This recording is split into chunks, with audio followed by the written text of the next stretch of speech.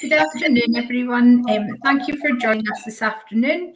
My name is Jenny Mackay. I'm from Education Scotland. I'm joined by Caroline Denun Slater. She is here from Microsoft. I'm going to introduce her properly in a second. We're also joined by Niall, who is here from Tablet Academy Scotland, and Lara from Microsoft. So this afternoon we're going to be looking at AI. I'm just going to share my screen. These again are part of our Digital Future series, where we're exploring different concepts that you may wish to teach with your young people in your classes. So if I just share my screen and present. So here's all our names if you want to take a note. So as I said, this afternoon, it's Digital Futures Programme. This is a series of 5 sessions. They're designed, these resources, for secondary school. However, you may feel they're appropriate for your upper primary school aged children. You know your learners and you know what your focus is on. So it may be worth exploring them, and you can dip in and out of them, and you do not have to use all aspects. It might be that you find different resources useful for specific areas of your maybe IDL or technologies. So the AI session that we're looking at today, we're going to focus on the 3 areas again around explore, so exploring the concept of AI, looking at it in practice, how learning can be taking place, how it can be implemented, the features and tools that AI uses, and then how your young people can apply the skills and knowledge that they've gained in a range of resources that are available online or that are available for you to download and use and interact. So that's going to be our focus. But before I go any further, I'm really delighted to be able to introduce you to Caroline. She is a data and AI specialist from Microsoft. I'm really excited to hear her speak. And hopefully this is something that you can view back on Tablet Academy Scotland's YouTube page, and you can share with your young people so they can hear directly from a data and AI specialist. So with that, I'm going to stop sharing my screen and I'm going to hand over to Caroline. So hi everyone. I'm used to getting feedback, so I did ask if I could have some from the session today. So it'd be great for either sharing commentary if you can on chats, or being able to sort of follow up after this to let me know what this means to you, and whether or not you enjoyed the session or what you would like to see from me if I don't showcase it to you today. So what is AI and where does it fit, and what does it mean to people? And obviously, why is it so important at the moment? In the data and AI space, we do lump them together from a Microsoft perspective. Generally, we tend to focus on artificial intelligence really in the area of machine learning. So that's key when you're going out to sort of enterprises, and it's generally where you see it being utilized. And then you go into the other aspects of artificial intelligence around the cognitive search and the knowledge mining and all those capabilities, the ability to transcript and transcribe as you're speaking. So that speech to text that you may see on forums similar to this, where you will have a subtitle appearing at the bottom of the page as people are actually sort of speaking. Back in the day, the BBC would have a team of people sitting there typing away on the news, so you could actually sort of see what people were saying. And this is around accessibility and being able to sort of get things to everybody at the same time, and part of the inclusion messaging. But the core of where things are actually working from an enterprise perspective really sits in that machine learning place. And it generally sits there. It's where companies are seeing the biggest return on investment for the time and effort for what they're putting into this. Within that, when you look at it, what I'm talking about within industries, and this is across all industries, we're seeing it in finance, in retail, in public sector, all different use cases for the machine learning. And the types of roles, and this is something I want to sort of help you with, is why would any of your pupils be interested in this? There's so many roles. You don't need to be a really, really technical coder to understand and utilize machine learning. We have partners that actually help us deliver. We have account exec sales teams that actually sort of sit at the front end of this, who understand the customer messaging and the customer stories. We have solution specialists like myself who will go deeper into that technology and the use cases. We have global black belts. That's actually a role at Microsoft, would you believe, who actually work with product group, who actually develop the capabilities and the tooling to enable this. And they sit there and they work with the teams to get that messaging out. We have AI Rangers. Again, another cool name for people, and they are actually going into the coding, so that's getting more into the technical side of things. And we have cloud solution architects, again, another technical role within it. And all of those roles are wrapped up, and we have marketeers, and we have all sorts of people building videos and all that other capability. So when you're thinking about talking to the children about where they're at, what they actually want to do, and what the level of understanding is needed to be able to get into business and understand how this works within business, then that's the level that we want to be able to say, this breaks out into many, many different points. So wrapped up again, let's go back into the what is AI. We're looking at that knowledge mining. That's your search. It's a Bing from Microsoft. In the UK, Google is much better. In the US, Bing's more 50-50. When you're looking at search, there is so many algorithms and capabilities sort of sitting behind that, so that it understands natural language. So back in the day when I first started out, we had to be really precise with what you put into a search bracket for it to be able to understand. Nowadays, on the phone, you can press a button, it will do speech to text, and you can say in your natural language what it is that you're actually searching for, and it will go and find it. And the speed and performance that you expect now within that is immense. And that's coming into enterprise. So those capabilities you want to bring into, let's take a retail example for this. You're looking at your clothes and your fashion, and the retailer wants to be able to give you the best experience within their website. So they're now looking at the content that they have. So we're back into this data part of the conversation. So you're now linking into all these different data sets that they have, whether they have information, whether it's in store, whether it's sat in their supply chain systems, whether it's sat in their data pool that they might have. The data could be anywhere in their catalog that they have, and you want to be able to access this from the front end and give the best experience to the end user. We can then look at document process automations. There's another area within AI, and this is for people who are sitting down doing a job that is repetitive data input. So you may be filling in forms on a regular basis, and these forms are the same forms and the data is the same subset of data. And then you have robots who've been programmed to capture this information from, maybe it's a Word document, maybe it's a handwritten letter, to be able to analyze the way that it's been written and then be able to overlay that into the context of your report and understand it. So it fills the form in for you. And those are getting more and more sophisticated.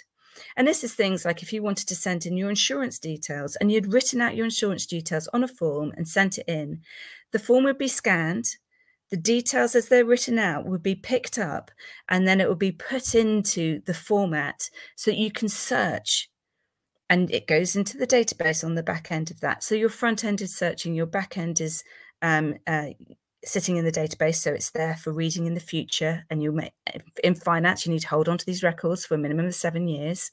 So you have a history there. And then you've got that capability that the robot then is actually doing this mass piece of work for you. And the aim of these things is to actually free the front person up to be able to use their intelligence to do more and to be more responsive. So it's about not putting the data in, but being able to take the data out and understand it and respond to that in a way that can't be done unautomated. You then go into another area, which is conversational artificial intelligence. As I mentioned before about the ability to transcribe. So last week I was in a meeting and I had somebody presenting and they had a very, very thick accent. And in the room, we were sat there and he kept going on about his hackathon that we were going to do. And we were all sitting in the room very confused at what an hackathon was. And actually what he was trying to say was hackathon. The algorithms that were sat in this conversational artificial intelligence, which were doing the transcribing piece, understood his accent and had been programmed to actually learn the way that he was speaking. And it was appearing on the bottom of the screen. So as he was speaking, we were actually able to look up at the screen and understand it. And then you start thinking these sort of scenarios actually allow real-time translations to be done as well. So now we're moving into a new area where you're starting to be able to do a live conversation with someone that they're listening and understanding in a different language from the one that you're using to present to them. Very, very clever capabilities. And then we look at the analytics capabilities and where those fit as well. So this is really the sort of strength sitting behind enterprises. You can collect all the data, and we've got huge facts about how much data is being created. But the ability to understand the data is where the focus is now sitting. So 95% of organizations are saying that they are adopting artificial intelligence, and they're accelerating their adoption to utilizing these capabilities. 80% of the enterprises are already using AI in production today. And then 81% have got positive return on investment. So everything that they've put into not just buying the technology, but the teams that they use to actually build it and put it in and create that. And they're seeing these returns in less than 2 years. So these are self-funding projects, basically, that are allowing this progress within organizations when they start to look at it. And one of the stories I really like to sort of talk about, because it's a catch-all, you can use this conversation for anybody, anywhere, in any organization, and every child will understand this one. And that's around bees. So when we look at the health of the planet, I think everyone is aware that we need bees to go out there, and they add so much value when they are helping with the seeds to generate in the fields. They're saying the quality of food without bees drops by 30% when it hasn't had that input into it. And they're very, very clever little beings with a huge range of skills. So one of the tools that we've done is we've put sensors into hives to be able to listen in to the way that they're performing, to understand the health and to look at them. There is something that they do, which is called swarming, where they get ready to leave. For some reason, they've outgrown the hive that they're living in and they're getting ready to leave. And we've worked out from listening to the bees that a swarm will take 21 days. So now we can reach out to the beekeepers and say, if you're starting to have a change in the ambience within your hive, then your bees are looking to get ready to leave. And it could be that they've produced more queens, so one of the queens is leaving. They've outgrown their hive, or there is an issue with the food in the location that they're at. So by being able to monitor, by being able to capture the information, then that actually is going back and actually enabling beekeepers, and especially amateur beekeepers, to improve the health and well-being of their bees. And then that works alongside the farmers to help sort of with the growth and the population of the seeds in the fields, and the spreading of wild flowers as well. which is hugely important to our future. They say if the bees go, I think there's about 10 years before humanity will no longer exist. So they're quite key. So it's a really nice story. It's a very good one to use. And there's another element to it as well, where the beekeeper can have a hands-free access to doing a regular report on the health of their hive. They can talk to it in a chatbot style, and they can input their information, and it's all captured, and then it's all ledgered, so they can compare and contrast from one week to another, 1 month to another, as they're actually managing and monitoring their bees and their health and well-being. So those are just a couple of glimpses, a couple of stories, hopefully to help you there with getting them invested and interested. If they want to look at something which is a little bit more different and creative, then you have AI being able to understand art and create art as well. So there was a lovely book written by a friend of mine. I can't remember his name right now, but I'll pop it in the chat for people later on if that's of interest to you. But they are actually now having programs that are learning to create and to monitor and build and design.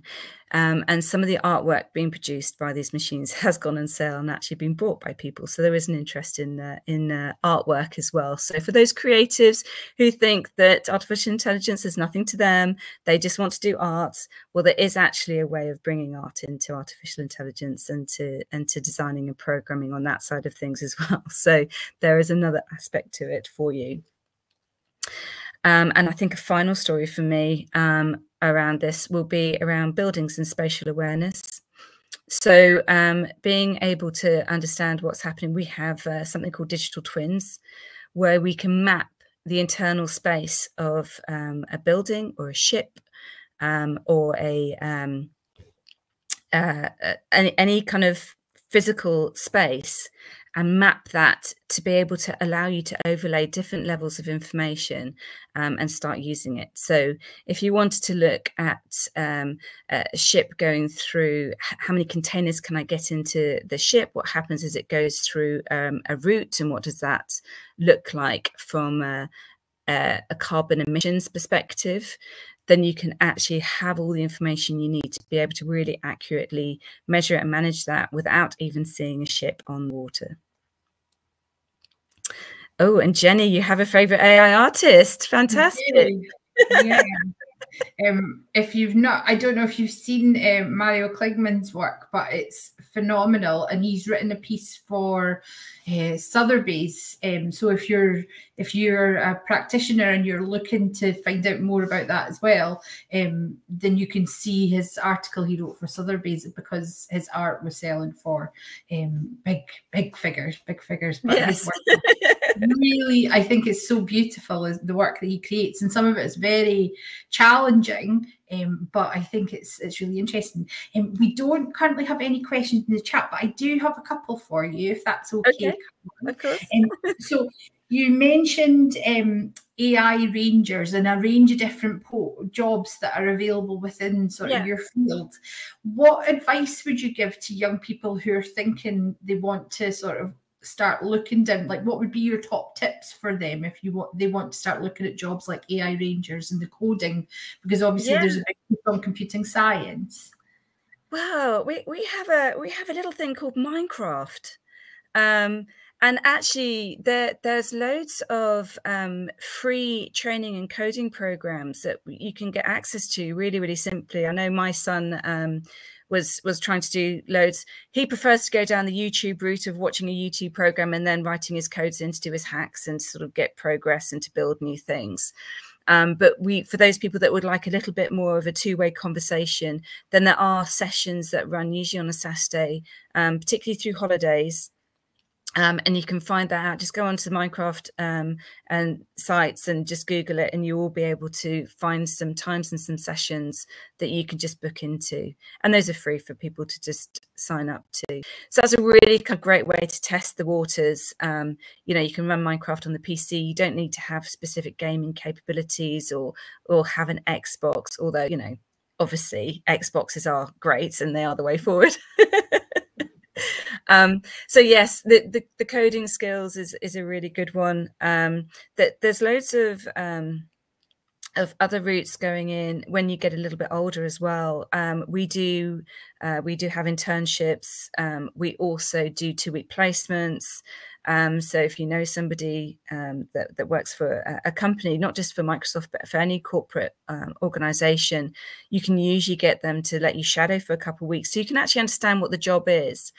So when I actually found my job, I left. I had a degree in computing, but I left the company. I left the university and decided that I wanted to understand what the company was like. What was the culture like? Because that was really, really important to me.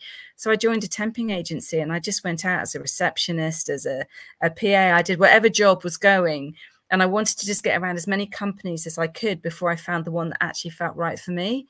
And when I found the company that I thought was the right fit for me, I then looked into what jobs were available and I managed to get into the company that way. Because I've been temping there for a little while as well, I mean, only like 2 or 3 weeks, what I understood was the way that they spoke, the language that they used, and it gave me insights, which actually, if you're applying for a job and you don't know anything about the company, you don't know the culture, you don't know inside, you don't know the language they use, it makes it quite hard in the interview process to be able to understand what it's actually like. And even as, you know, at my mature age, going for interviews, I joined Microsoft 2 years ago. I was a company previous to that for 24 years. So going into that interview, I still didn't know what that language was, and I didn't understand what, you know, how to actually manage that interview process in the best way for myself. I went online, I joined an education group, and I actually trained myself up in how to do some of the basics within the company before I joined. So actually there's lots that you can do to understand if you like the culture and the fit of the company, and B, to understand if you like the technology and the way that they work. And if that makes sense to you. Yeah. I was just going to say, some of what you're saying there resonates with our first session around discovering the tech industry. We had 2 fabulous interns from Microsoft who came along and said exactly what you're echoing, that sentiment of like, have a wee taste and see which bits of it that you enjoy and you're interested in. And I'm also guessing maybe things like the Azure fundamentals. Yes, that was what I did before I did my interview. Yeah. They're so good. They give you so much information. They're fantastic. Yeah. Thinking about AI then, and which key kind of capability that you touched on would you say has had the most impact on our society? There's a big question. So which would you kind of think at the moment, because there's been such an exponential growth of it? What do you think? There has, and just within our Teams technology, the capabilities within that. I mean, I was using it and I found something very odd one day, because I was talking to my manager and her phone was going. She goes, "Oh, apologies, my phone's going." I couldn't actually hear her phone because they'd switched on a new technology to be able to filter out the low-level noises so that you can concentrate on the conversation.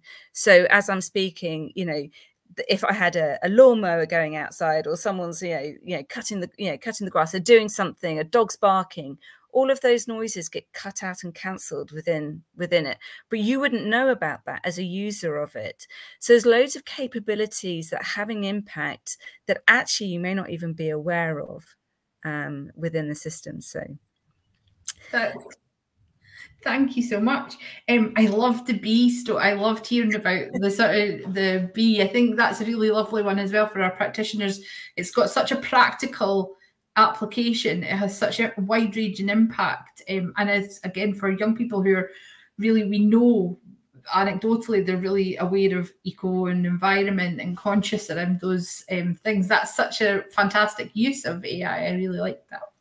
Yeah, it does tend to be picked up, and usually when I'm talking about it, I have some honey with me as well, and we do a bit of honey tasting. So, because the one thing about honey is, when it's another part of that story, is when you're looking at the honey, we have a university in France that's built the capability within the camera to identify within the honey how much honey content there is.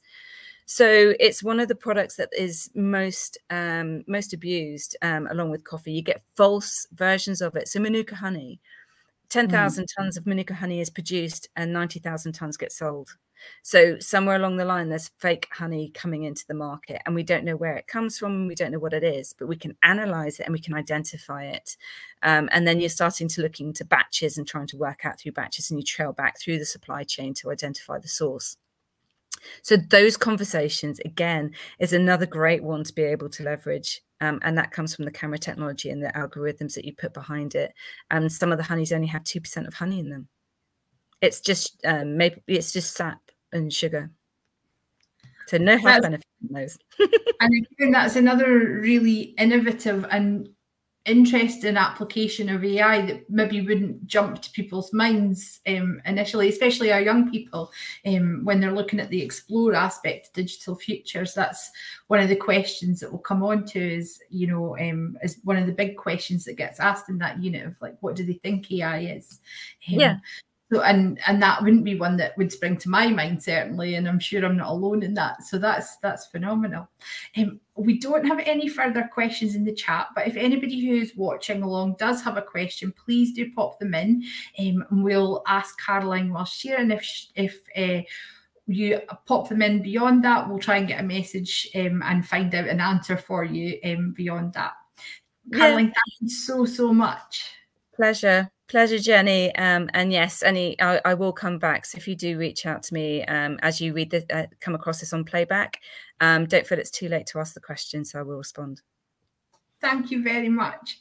Okay, so I'm going to share my screen again. We have some resources. I'm going to show you a couple more slides, and then we'll go straight into the educator and learner resources.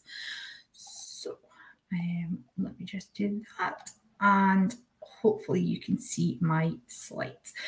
Okay, so as we've spoken about, we're going to look at the practitioner and learner resources around AI in the 3 areas.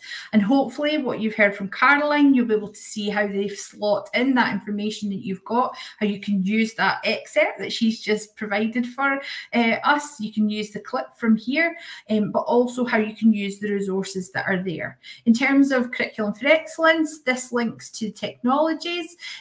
So we're looking at digital literacy around AI, as you heard there, about sourcing data, how information is found, obviously computing science, and how young people may want to design their own indexes, etc., but also how technological developments in society and business have changed, how AI has been used to improve our society and industries. And there's obviously links there because we know it does use data. So we've got links out to numeracy and mathematics. And if your school is one of the ones using the applied mathematics course, this may be of interest to those departments too, and obviously literacy too. And we've got some of the features that we're going to speak about have really clear links to literacy and how we're ensuring that everyone can access different types of literature, visual and written and spoken. So I'm not going to go over this because Caroline's done a much better and is the professional whiz at this, but around AI, I've popped in a slide here. Just these are linked to the Azure AI Fundamentals course that I mentioned. So it's software that imitates human behaviours and capabilities. And some of those that Caroline has spoken about there. So machine learning being a subset of AI. It's the application of the AI that you're doing, anomaly detection. So if there's unusual activity in your banking, for example, the vision, where it might be your phone identifying frequently seen people in your photographs, language processing, for those of you who are familiar with immersive reader, language processing is one of those, and knowledge mining, linking maybe to things like social media, advertising, you know, you click this, so you might like that, those kind of things.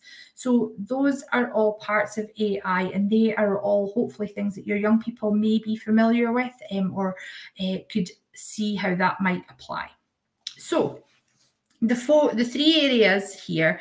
The Explore section is looking at how it's currently used, and again, Caroline's input there will be so valuable for that. How it's enhancing, and what else young people would like to see AI doing. You know, they are going to be the people who design and come up with lots of our AI systems in the future, hopefully. Understanding how it's supporting inclusivity and diversity in our society, and also which industries use it. And again, Caroline's done an excellent job. She's kind of done this for me. She's spoken about a range of different ways it's applied in retail, in agriculture and horticulture, and also in business, so finance. Then we're going to look at the three areas in practice around how it supports humans. There's an amazing website that we're going to show you how also your AI can be put into practice, and there's some examples live, almost like sandbox activities that you can do online with your class, and you can ask your young people to interact with. And then how discussing how it has a positive impact. And then we have these three areas where you can apply.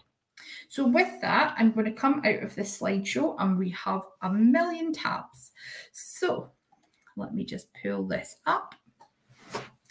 So once you've landed on your page, you can scroll down and you'll see, once you've selected AI from that list, you'll see the three areas.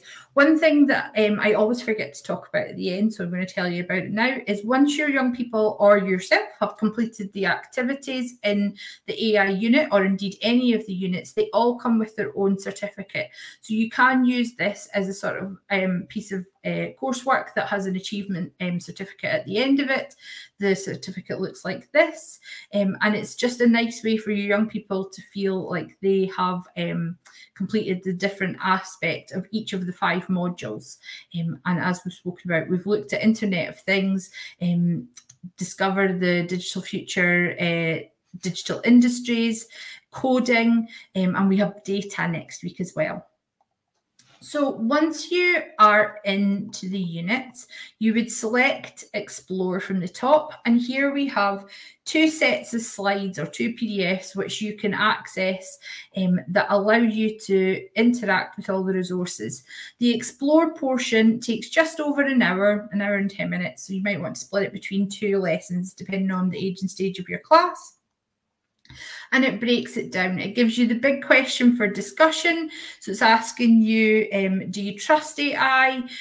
What would you trust it to do? And again, even maybe breaking it down further, again, depending on the age and stage of your pupil, what is AI? Many of them may have just seen it in films and sci-fi films where they actually see it as like a robot that's out to do something that's gone awry.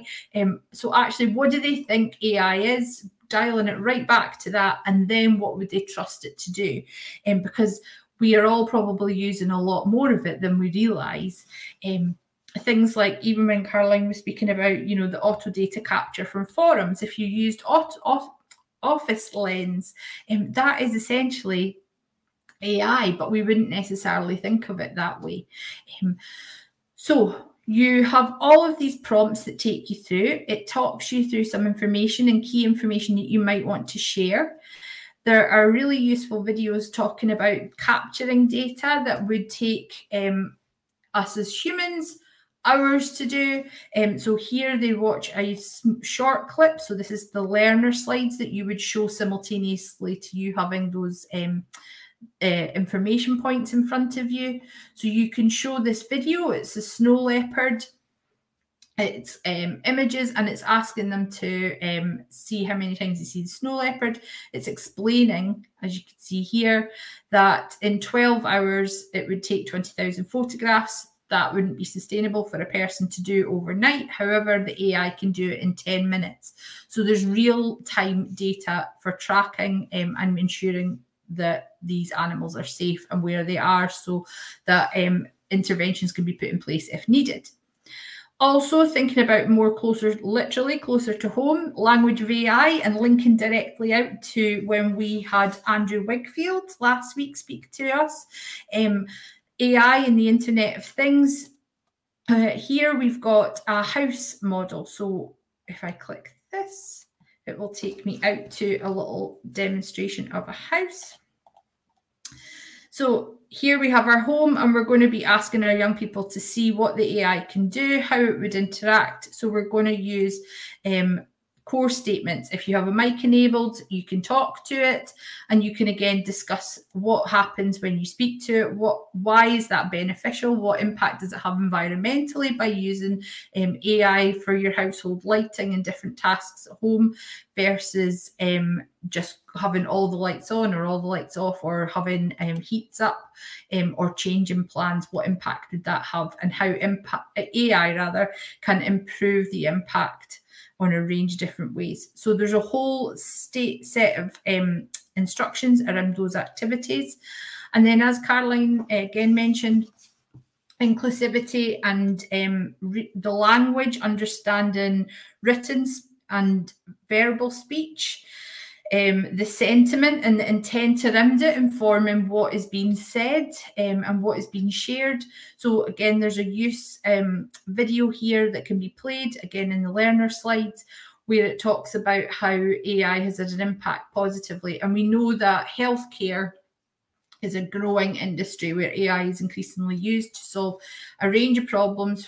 And we'll talk about that in the next unit a little bit more, but again, around loneliness, individuals living alone safely, and things like that. So the AI unit here puts it in a range of contexts. This section here, AI in different industries, if I just go to here, it takes you to this website. And the reason I want to flag this up is you may want to use this just for your own professional learning as well. So when we were doing this unit, I took time to go through a lot of these video clips. So each one has a video clip, it has some information around it, and all of them link to either information about projects that are ongoing, applications of AI and the way it's been used. So for example, this lady here, Kriti Sharma, has created AI for good. She's using it as a response with an AI system called Rainbow, and it's helping people who might have been in dangerous situations. Initially it was for their relationship, and then it's expanded to be around health and a whole range of other areas. So these are relatable, they're aspirational, but they're also a really nice way to see how AI is being used in a wide range of ways that young people may find engaging and inspiring for creating their own systems, perhaps. So the AI, humans in AI section there. However, I also want to flag this up to you as well, the solving global challenges section at the bottom. And as I say, these link out from that Explore AI educator guide. But right at the bottom, there's a whole range of data that can be accessed, and there's also some additional information. This Empowering Global Good view is a really nice one to take a look at. There's lots of data and things available through those too.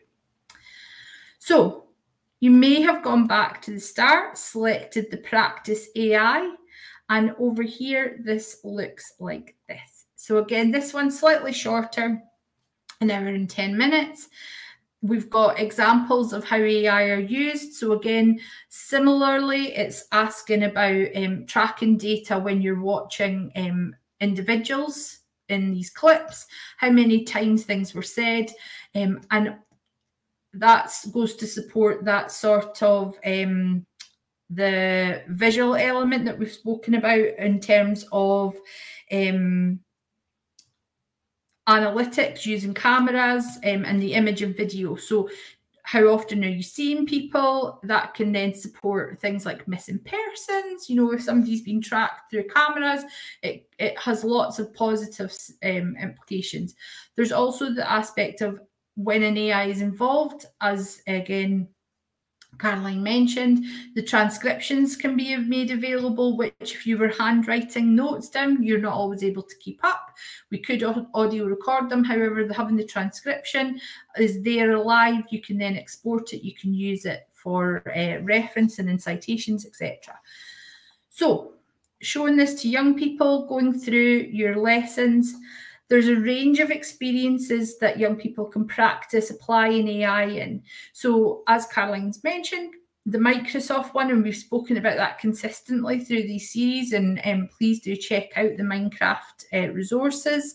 They're not currently available within Glow, however your local authority may have access to it. Please, as ever, speak to your local authority's digital lead regarding anything to do with Minecraft or any digital product that you might want to sign up for or use.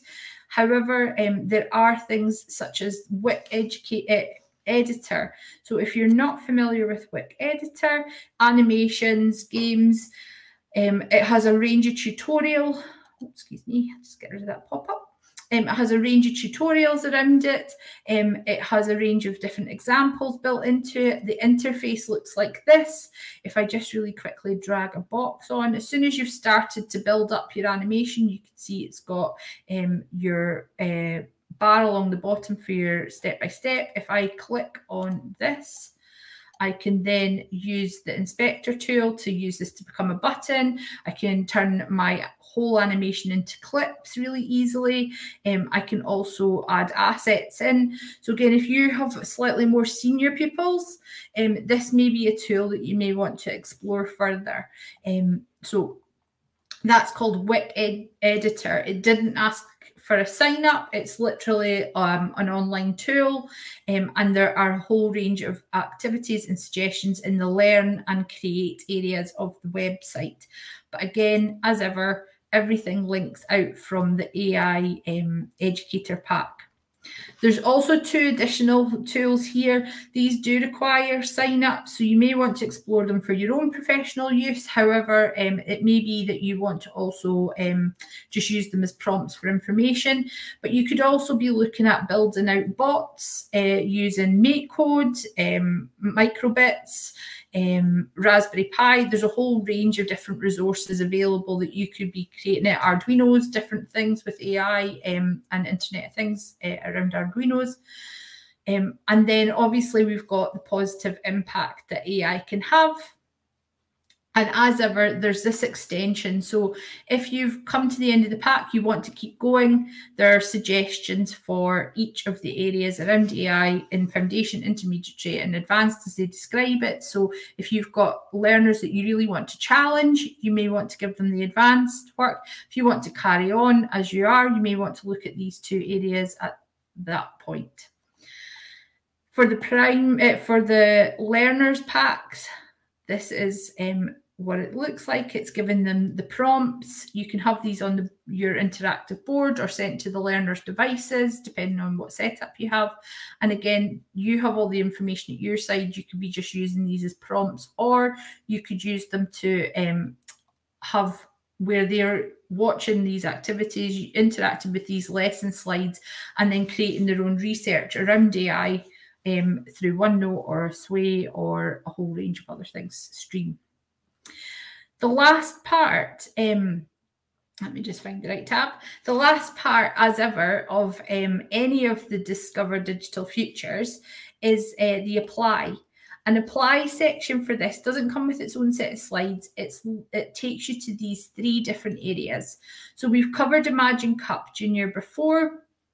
It's the International Challenge. It's currently finished. It normally runs sort of between February and June every year. If we select that, it'll just open up. So the challenge is here. There's a global activity that everybody takes part in. All the information is there. As I've said, it closes for June. So at this point, we're probably just waiting to hear what the winner is announced for this academic year. But it may be something that you want to consider for next academic year. So you can always check it out on there. Additionally, there are the Learn sites. So again, if you've not seen Microsoft Learn, please do check that out. There's a whole range of different activities, learning resources for yourself and learners, and the Azure fundamentals that I spoke about earlier. I'm just also going to show you. You also have a range of activities for example, through Learn, such as this, so tracking wild polar bears with AI. So again, linking back into that sort of climate awareness. We've recently had COP26 in Scotland. So again, you know, all of these things should still be sustainability, ecological awareness, all of these types of things. So tracking wild polar bears with AI is, again, an innovative but also interesting way to engage maybe groups of young people who may not have considered that AI and computer science is something that it's a different way to approach it for those young people. So the activity is all there. It breaks everything down for you, and you can work your way through that, and that's through Microsoft Learn. There's also these AI fundamentals, which I would really recommend. It's not really heavy going. It's a nice, light way to get into it with all the information that you could possibly need as well. So those are the different ways in which you can engage with the resources. There are some other places, and again, Caroline did such a good job that I don't need to cover too many of these. However, you may also, if you've not seen it, want to investigate the AI for cultural heritage. So again, this is, as we've spoken about, the art, looking at it in relation to historical environments, and creating digital artifacts so that they can be either brought back in a virtual environment. And lots of gameplay is using similar strategies. So this is used widely in heritage across the world. You might have seen people using laser scans, then creating point clouds to create a 3D artifact or an interactive model. So one of the examples here is Greece, and there's also ways in which things are being restored so that an artifact can be handled. So if you're interested in that kind of thing, I would definitely recommend it. Cultural heritage around art, design, history, social studies, all of that, check that out. Seeing AI is another tool that you may or may not be aware of. It is an app that can be added to a device. It reads aloud. It does so much more than that. It'll tell you colours. It will do mapping. It tells you objects that are within your field of potential vision. It's an amazing tool. If you haven't seen Seeing AI and seen an application for it, then I would suggest taking a look at this article. All of these slides, QR codes, take you straight there. Again, this may be a nice way to introduce, you know, challenges where you may pose an activity to your young people. If you're giving them a sort of problem solving and innovation activity, you may want to look at some of these applications of AI and challenge your young people to create a new one, be it around the cultural one, be it around something where it solves a problem, for example, plants not getting watered, visual impairment for this one, the artifacts that can't be handled or have been diminished over time, and how can they still be used, or how can we see what life was like in the past. So these are challenges we could give our young people and ask them to come up with new ways, and some of that may lead into work in this area.